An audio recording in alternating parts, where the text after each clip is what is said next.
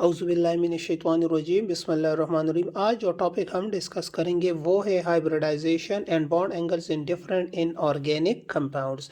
अगर आप सबसे पहले देखें दैट इज़ क्लोरीन ट्राईफ्लोराइड। अगर आप क्लोरीन को देखें तो इसके वैलेंस शेल में कितने इलेक्ट्रॉन्स होते हैं? अगर आप देखें 3, 4, 5 और 6, 7 इलेक्ट्रॉन्स होते हैं।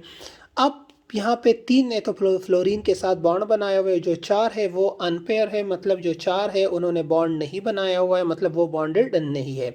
अब वो 4 दो लॉन पेयर्स बना देते हैं, जिसकी वजह से अगर आप क्लोरीन ट्राईफ्लोराइड को देखें तो इसके ऊपर 2 लॉन पेयर है, जिनकी रिपल्शन की वजह से ये जो टी शेप ज्योमेट्री है, यहाँ पे ये बॉन्ड एंगल लेस देन 90 हो जाते हैं और ये भी लेस देन 90 हो जाते हैं। सो टोटल इस फ्लोरीन से इस फ्लोरीन तक जो टोटल बॉन्ड एंगल है यहाँ से यहाँ तक दैट इज़ 175 डिग्री का हो जाता है। कितने का हो जाता है? 175 डिग्री का हो जाता है।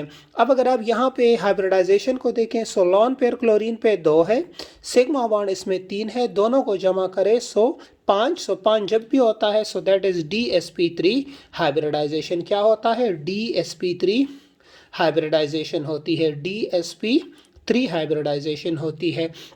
अब अगर आप यहाँ पे नीचे आ जाए सो यहाँ पे फास्फोरस ट्राईक्लोराइड है। अगर यहाँ पे आप देखें तो फास्फोरस के जो होते हैं 5 इलेक्ट्रॉन्स होते हैं वैलेंस शेल में। सो 5 इलेक्ट्रॉन्स होने की वजह से 3 ने तो बॉन्ड बनाए हुए, एक लॉन पेयर है।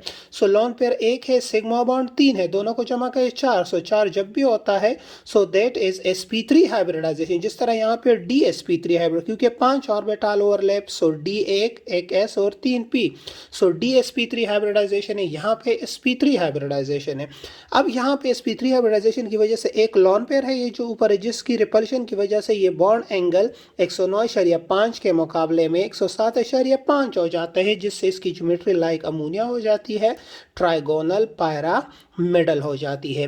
अब अगर आप तीसरे स्ट्रक्चर को देखें, ये है सल्फर हेक्साफ्लोराइड।